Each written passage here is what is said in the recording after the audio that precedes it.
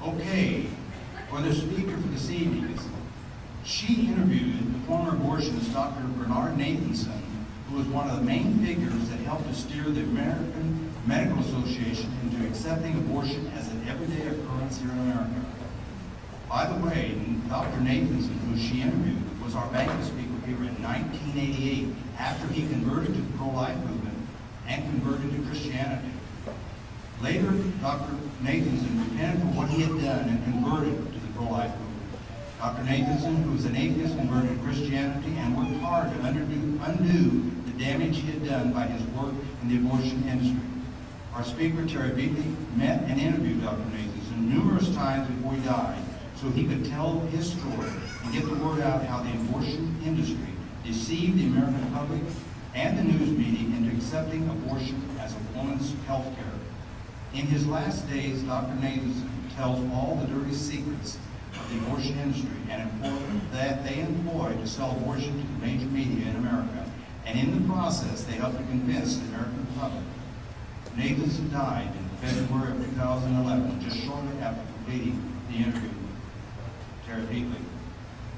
Dr. Nathanson, who was once known as the Americans' abortion king, instructed Terry Beatley to deliver his personal parting message across America and to teach the country the 8-point propaganda strategy of how he deceived our judges, clergy, doctors, and media, and the millions of men and women with the lie that abortion is women's health care. At this time, I'd like to call Terry Beatley to the podium. As our speaker here, let's give her a warm welcome.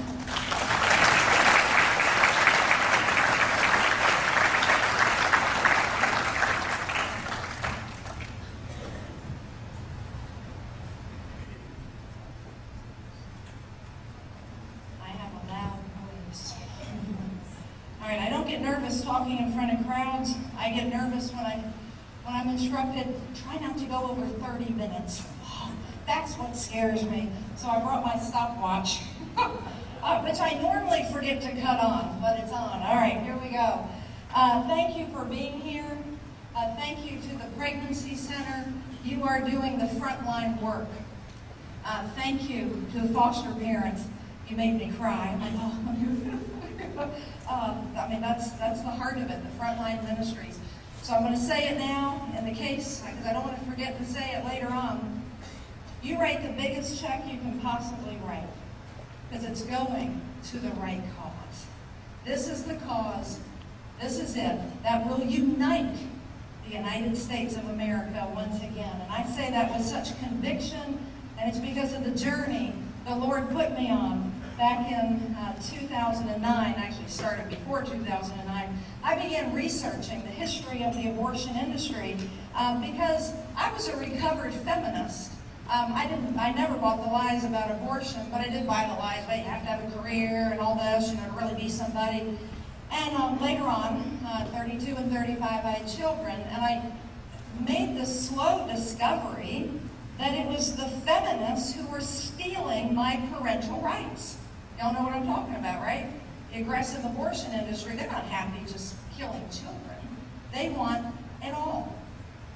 And they want it wrapped up under international law. So when I became a homeschooling parent for about 8 years, I became the parental rights, the Virginia coordinator for parentalrights.org. So I traveled all over Virginia, which is where I'm from, teaching anybody who would listen, NAACP, Democrats, Republicans, legislators, anybody, about the domestic and international threat to parental rights, primarily because of radical feminism.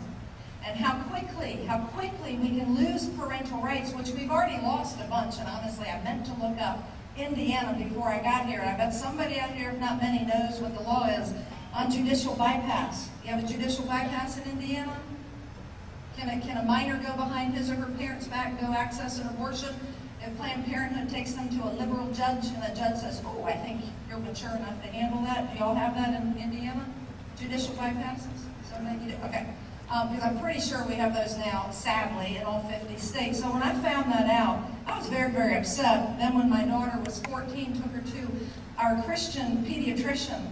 And that pediatrician looked at me and she said, Terry, you're not going to be happy with what I'm about to tell you. I'm like, what's that? And she said, I have to ask your 14-year-old, Kirsten, something. She looked at my daughter and she said, can your mom stay in the room with us? While we're doing a basic sports physical, I could feel my blood pressure. I could, you know what I mean, throbbing in your ears. I thought I was melting into the wall, turning red in the face. So between researching the history of the abortion industry and then uniting that with the loss of parental rights, which, by the way, any Republicans out there, that is the most undermarketed Republican issue of all time. And I wish I could have a megaphone and scream it across the United States of America that if we want to win and win big as conservatives, as Christians who love our country, who see the value of families, start talking about protecting parental rights. Don't depend on some pollster. Well, nobody's polling on parental rights. Doesn't matter because we love our children. And so, thus began my journey back in 2009 after seeing all these things coming together. And then my research led me to this movie, Ma'afa 21. I'm sure that some of you have watched this. It's on YouTube for free. I have it over there at the table, like $3. It's a 2.5-hour documentary about the racist population control plan against the black race because of Margaret Sanger and Planned Parenthood. It is so well done. Okay, so when I tried to book an appointment with a black Protestant minister in Virginia, we kept playing phone tag. When I saw this movie, I thought, well, Lord, maybe I'm supposed to talk to him about this instead of parental rights, out of the box. And so the day I called him, he answered. And I said, sir, I know we've been playing phone tag and you don't really know me, but may I have a 3-hour appointment with you? So I see some priests here. It's like some crazy woman didn't even know you asked you for a 3-hour appointment. Would you have said yes? I actually asked that to Archbishop Corleone when I was speaking out in California. He turned all red because I knew his answer would have been no. But no, he said, you really need 3 hours? I said, yes, sir. 2.5 hours to watch the DVD, 30 minutes to talk. So when I went there, I've always been politically active. However, when I walked up his steps, I was sincerely praying to the Lord that God would not let me talk about politics because I did not want this man to think I was just there to try to pick up some vote because it was an election year. So we watched that movie together, and at the end of it, the only thing I could think to say was, Pastor Bibbins, tell me what you think. Because it's just devastating, because the producer of this has proved it 6 ways to Sunday. The original version of this movie was 7 hours long. He cut it back to 2.5. Pastor Bibbins looks at me and he said, I'll tell you what I think. And he was wagging his finger at me. And my first thought was, oh my Lord, he hates all white people. That was my first thought.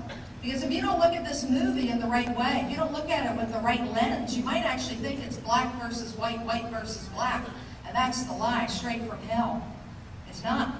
This is about worldview. Margaret Sanger did not have a biblical Christian worldview. She had a Marxist, secular, humanist worldview. And that's the fight we've been in for over 100 years. But her 100-year anniversary ended, it ended when Donald Trump was elected. 1916 to 2016. Doesn't God have good timing? Boom. It's over. It's over. All we have to do as believers, as pro-lifers, is go and appropriate the victory in all the different ways that you can appropriate it. Okay? So that pastor, you know what he said to me? He said, I'll tell you what I think. I'll never vote for a pro-choice candidate ever again. For if I do, I'm voting to annihilate my own race. And furthermore, it's just wrong. It being abortion. Hallelujah. Hallelujah. That was like a golden nugget.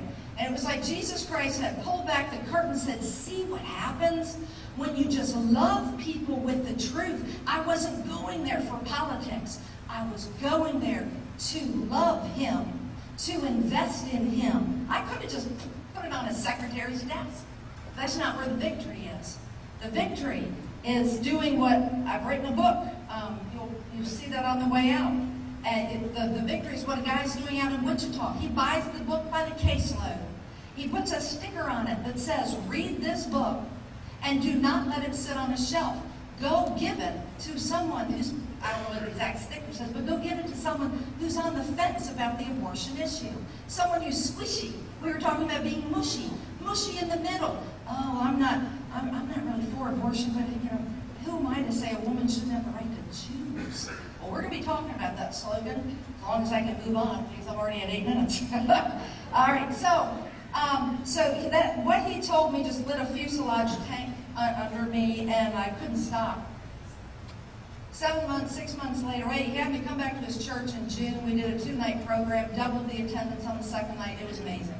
Then in November, I'm at my church at a prayer vigil, and I am fervently asking the Lord, God, what am I supposed to do with all this research, all the data that's swimming in my head? And then these amazing experiences of white woman going into a black church and crossing the racial divide, and all the fruit that came from it, which I don't have enough time to tell you what it is, but it's beautiful. It's what will unite America, because life leads. Life leads. That is my mantra. And all I could hear from the Lord is go interview Dr. Bernard Nathanson. And I'm sitting in the prayer vigil by myself, and I literally sat there out loud, God, why would Dr. Nathanson say yes to my interview? You know, he's the father of the abortion industry. Because I knew a big chunk of his story. I said, God, he co-founded NARAL, NARAL Pro-Choice America. God, he trained Planned Parenthood. Planned Parenthood was not doing abortions. When they were trying to overturn the anti-abortion law in New York, he went to Planned Parenthood and begged Planned Parenthood to join with NARAL in the abortion movement. Can you believe that? That was 1970, January 1970. Because you got to keep in mind, 5 years earlier, as late as 1965, Planned Parenthood in their World Population Leaflet warned the women of America, or the women of the world, not to have abortions. Why? Because it kills a human being. And it may make you sterile, so you can't have a baby when you want one. Planned Parenthood. Okay? So, I didn't believe it was even possible. So the reason why I say he's so relevant is because he personally, obviously co-founding NARAL, he personally aborted 5,000 babies, including one of his own. He trained doctors how to do this procedure on another 10,000 babies. And then, after they flipped the New York anti-abortion law in 1970, Dr. Nathanson became the manager of the largest abortion mill in the Western Hemisphere. So he managed it for another 60,000 babies. Okay? So the beat goes on. And so he called himself the keeper of the abortion industry keys. And so I flew up to New York. I called up there. His wife answered. She said, Terry, he's 83. He's very frail. He has terminal cancer. And he has not granted an interview in well over a year. And she said, put it in writing, fax it up here, and I'll present it to him. So I prayed over it, faxed it up there, and she called me a few days later, and she said, Terry, to my surprise, Dr. Nathanson said yes. She said, can you fly up here December 1st? And that was 2009. And so I flew to New York, got lost in the subway. Don't ever do this. I'm from the country. I did not get lost out here in this land. But let's see. So I spent 1 hour with him. And actually, Louis, I actually did not have multiple interviews with Dr. Nathanson. It was only one interview. I spent 1 hour with him. And it changed my life forever because of what happened. Everything was like topsy-turvy. I was picturing this big palatial condo in Manhattan, New York on this fancy avenue. It was a small, efficient apartment. And there he was, as his wife ushered me through. When she opened up the door, it's an efficiency kitchen. Like you walk right into the kitchen.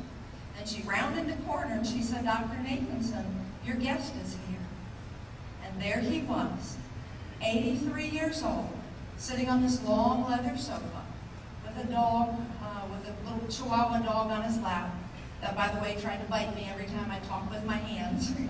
And she had pulled this hardback chair, so I sat right beside Dr. Nathanson. And I write about it in the book. He knew he was saved. He knew his soul was saved, but He was the first, I really do mean this, I think he was the first example for me in my life of really understanding what that means to carry your cross. Because it was 1996, he was received into the Catholic Church, spent lots and lots of time with his spiritual director. But he so deeply regretted what he had done. His remorse was tangible. And so, after the interview, and I asked my list of questions, I felt fairly prepared for it. I was nervous in the beginning, but then he told me, ask him anything. He had nothing to hide anymore. He's like, ask him. I'm like, sure.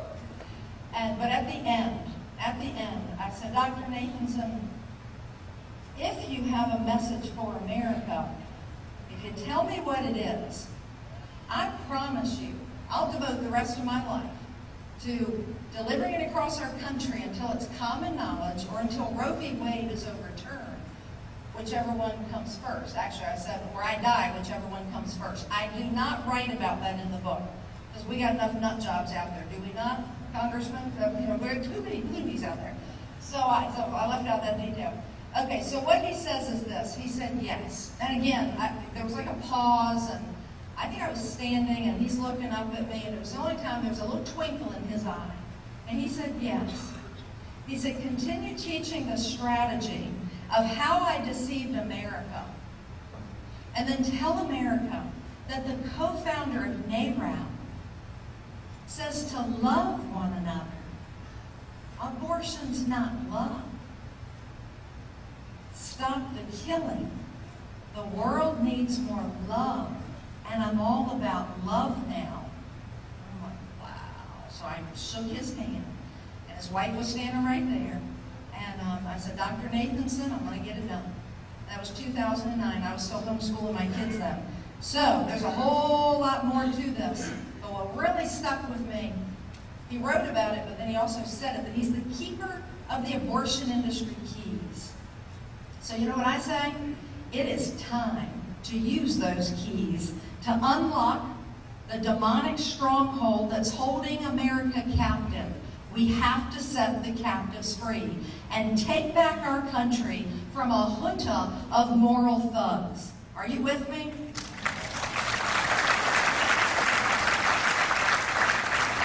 It is time to use the keys that he left us to liberate America with the truth, so that the evil, wicked people stop being elected into political power, and in fact, so wicked they will try to destroy impeccable reputation of good judges. And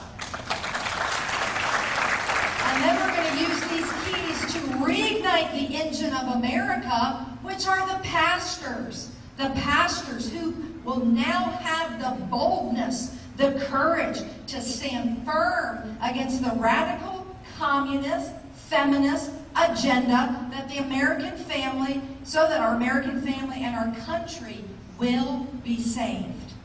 Because if we don't wake up, it's over. I know you all are awake and you're out there fighting, but so much of America, they're just slumbering. Okay?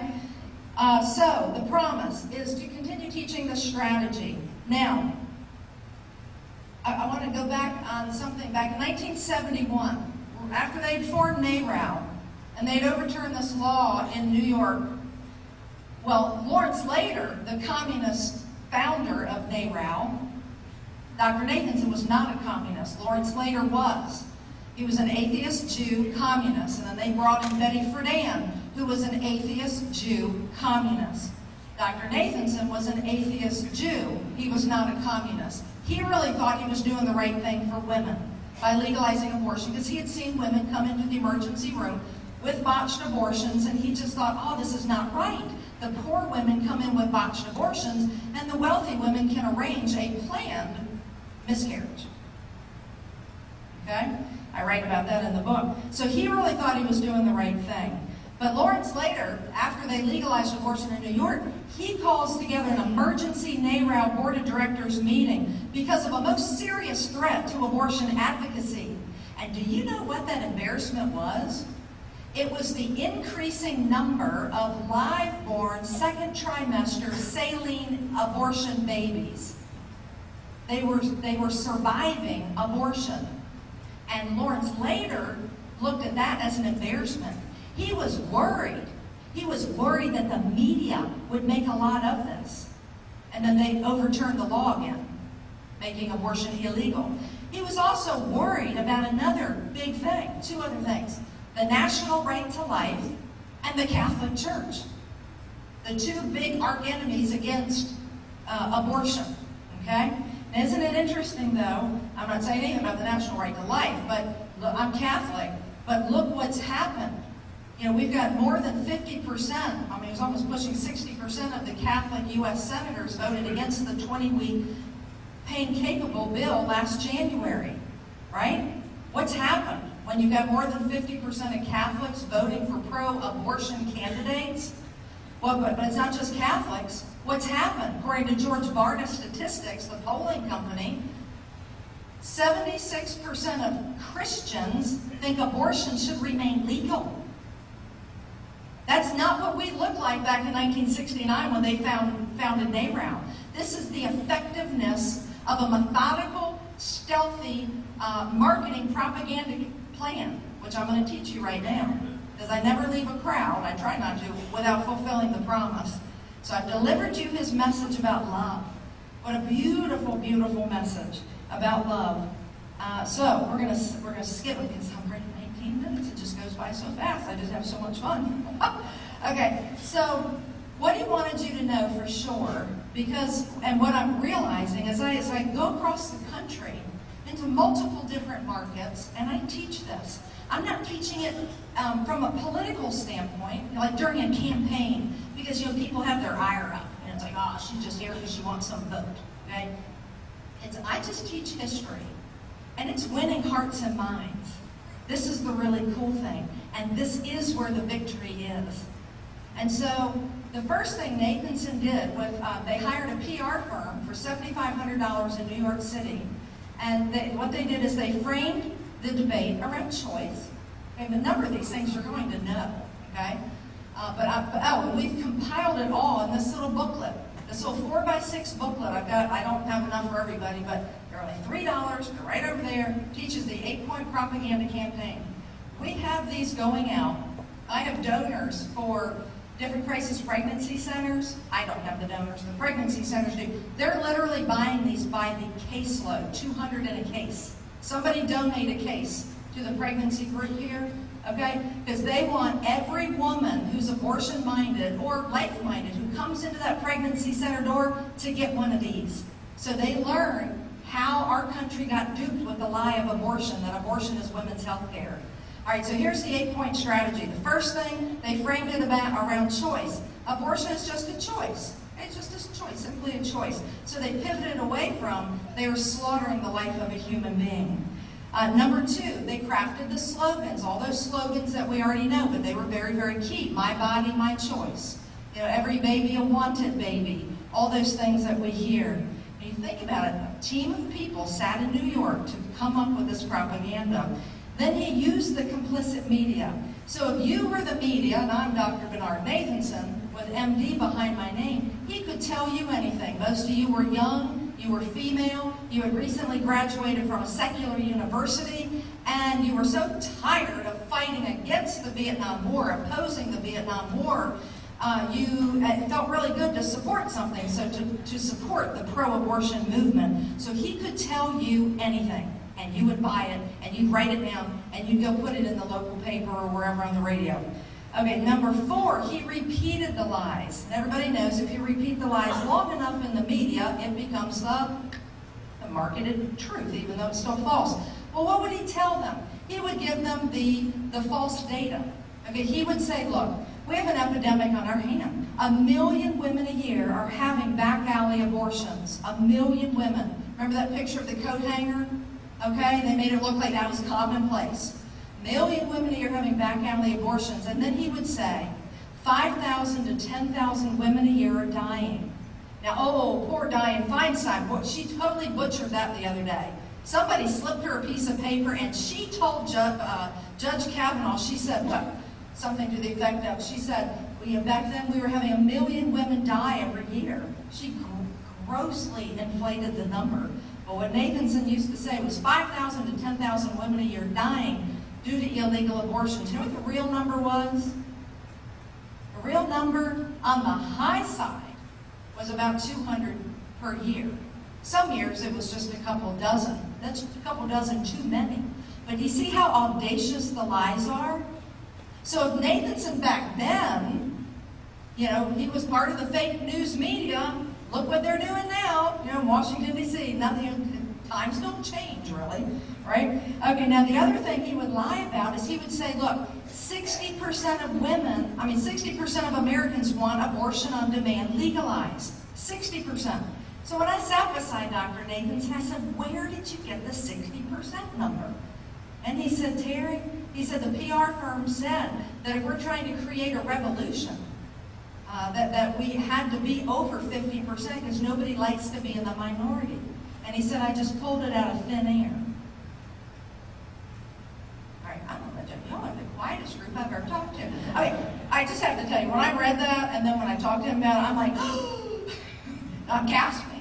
Because it's so audacious. The lies are so audacious. And then he would rationalize. He would say, look, the women are going to do it anyway.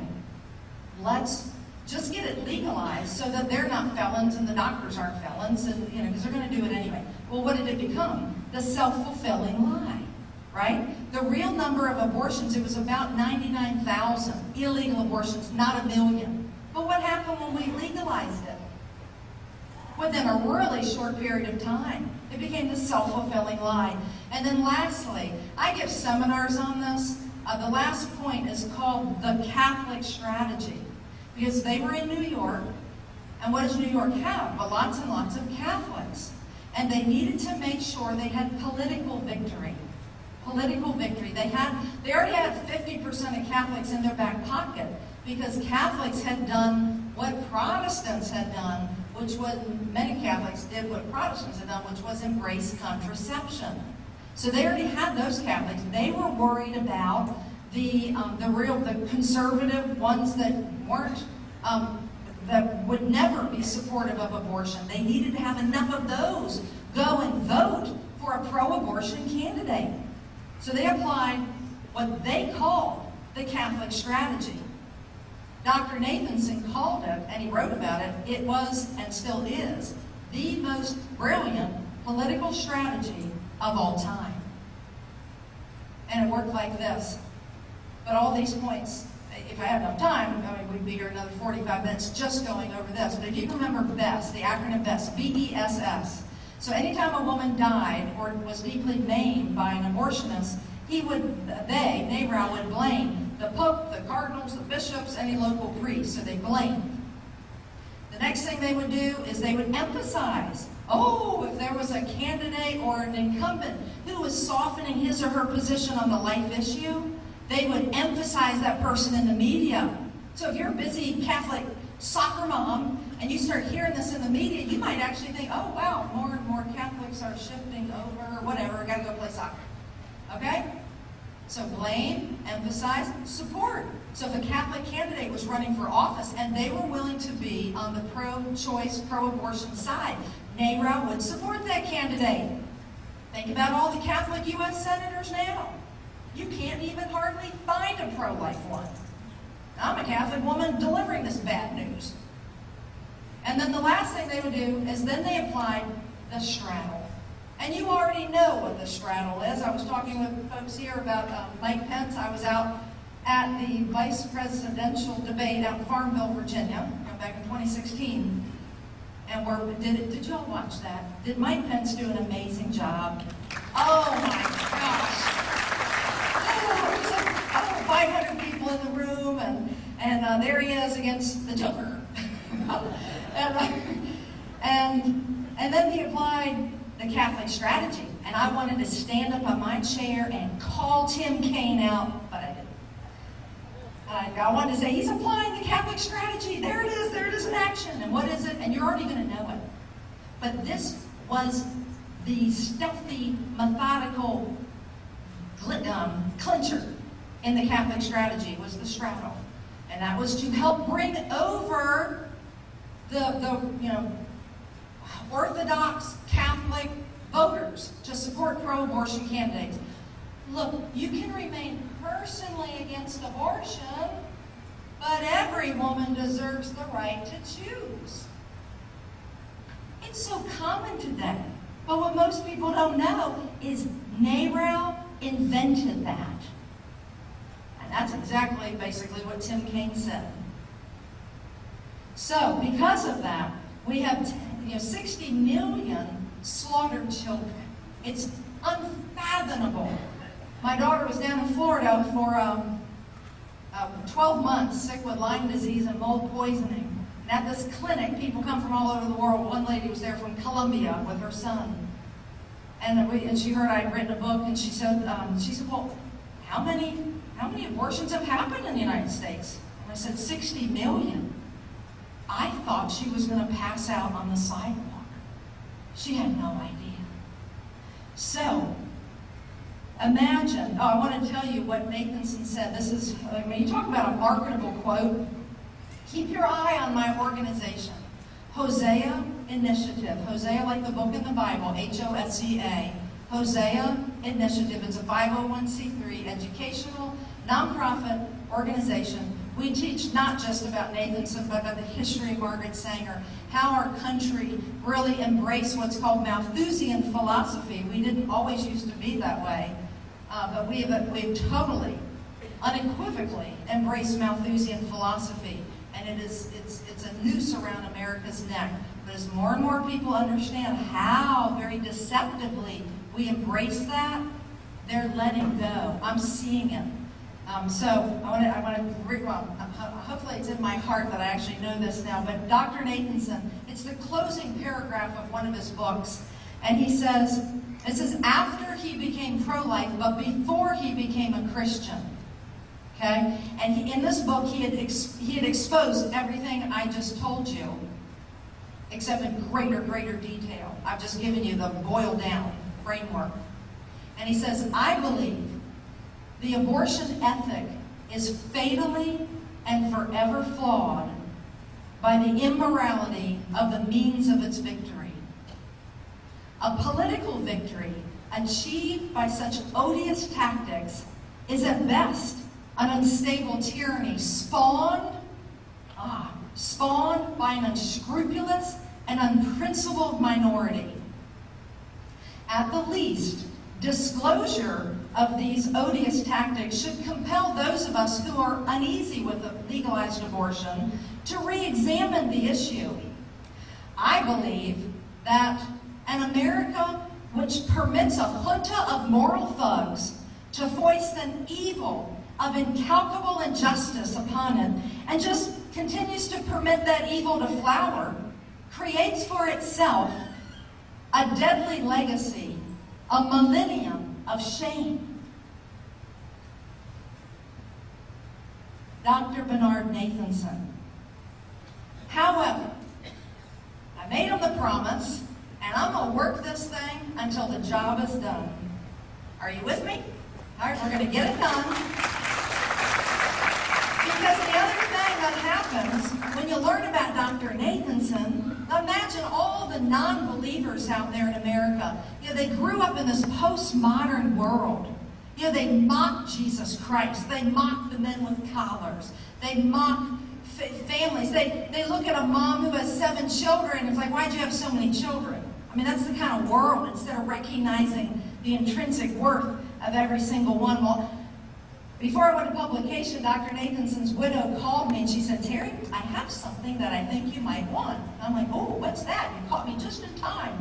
She said, well, I was going through Dr. Nathanson's paperwork, and she said, I found his never seen before resignation letter to NARAL. I'm like, ooh, can you send me a copy? And that's where I got the name of the book from. The name of the book is What If We've Been Wrong? And the subtitle is Keeping My Promise to America's Abortion King. And I read this resignation letter, and I didn't put the whole thing in the book. I put excerpts from it. There are reasons for that, but here's the part that to me really stands out. So he's addressing this to communist Lawrence Slater, and he says, this right at the end, he says, when the Supreme Court on the abortion issue 2 years ago struck down all abortion statutes in the country, That's a period, sorry. But the court spoke on the matter of race in 1892, affirming that segregation by race of train passengers was constitutional and moral. And then in 1954, it reversed itself in effect by striking down all laws respecting segregation in public education in the matter of Brown versus Topeka Board of Education. The judgments of the Supreme Court were never meant to be infallible or eternal. And what if we've been wrong? If the court should soon reverse itself on the abortion issue in the light of changing times and our new scientific evidence, what an incalculable injustice will have been perpetrated. What an immeasurable, irretrievable loss will have been suffered. The annual dues of NARAL are $10 a year, and the hubris of certainty. Regretfully, I can no longer meet those dues. Dr. Bernard Nathanson. Isn't that awesome? And I want to leave you with this, because my time's up. Louis, where are you? Louis? I lost Louis. You know, the best thing about being out here is you can't see Louis. So he could be like, oh, don't know. Don't touch your now. Okay. But I love blessing people with this. And you may have heard this yourself or may have read about it sometime. But Dr. Nathanson, so he ran the largest abortion mill, then he quit, then he became the chief of obstetrics, which included abortion, at St. Luke's Hospital in New York in January 1973, the month of Roe v. Wade. He celebrated Roe v. Wade, but in about 4 to 6 months, the hospital rolls in a brand new technology, and for those of you who don't know the rest of his story, which I always find a lot of people don't, he sees the baby for the first time on real-time ultrasound, and the father of America's industry of abortion recognizes the humanity, the undeniable humanity that real-time ultrasound had proven, and that began his very expeditious journey to becoming 100% pro-life by the end of 1978.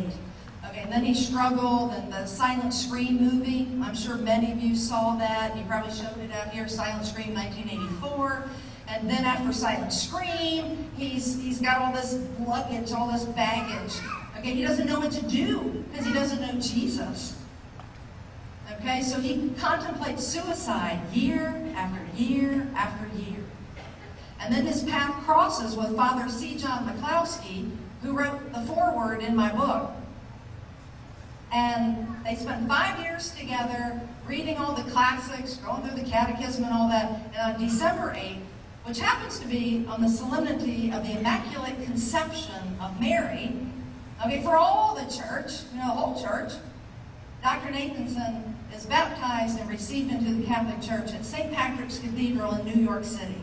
Okay, so I want to read you a description by Chuck Colson. Many of you probably know Chuck Colson, Prison Fellowship Ministry, though he's deceased now. He went to Dr. Nathanson's baptism, and I just want to leave you with this as I encourage you again to write the biggest check you can write because you're supporting the right cause, okay?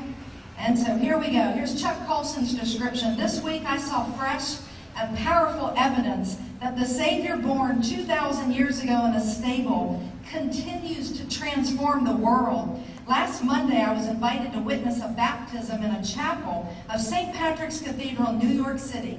The candidate for baptism was none other than Bernard Nathanson, at one time one of the abortion industry's greatest leaders. A man who personally presided over some 75,000 abortions, including the abortion of his own child. I watched as Dr. Nathanson walked to the altar. What a moment, just like the first century, a Jewish convert coming forward in the catacombs to meet Christ. And his sponsor was Joan Andrews.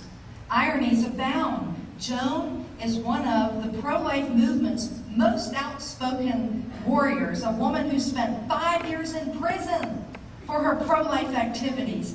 It was a sight that burned into my consciousness because just above Cardinal O'Connor was a cross. And I looked at the cross and I realized again that what the gospel teaches is true. In Christ is the victory. He has overcome the world, and the gates of hell cannot prevail against his church. And this is the way the abortion wars will be won. Through Jesus Christ changing hearts one by one. No amount of political force, no government, no laws, no army of Planned Parenthood workers can ever stop that. And it's the one thing that's absolutely invincible. That simple baptism, held without fanfare in the basement of a great cathedral, is a reminder that a holy baby born in a stable 20 centuries ago defies the wisdom of man. Christ cannot be defeated. Amen?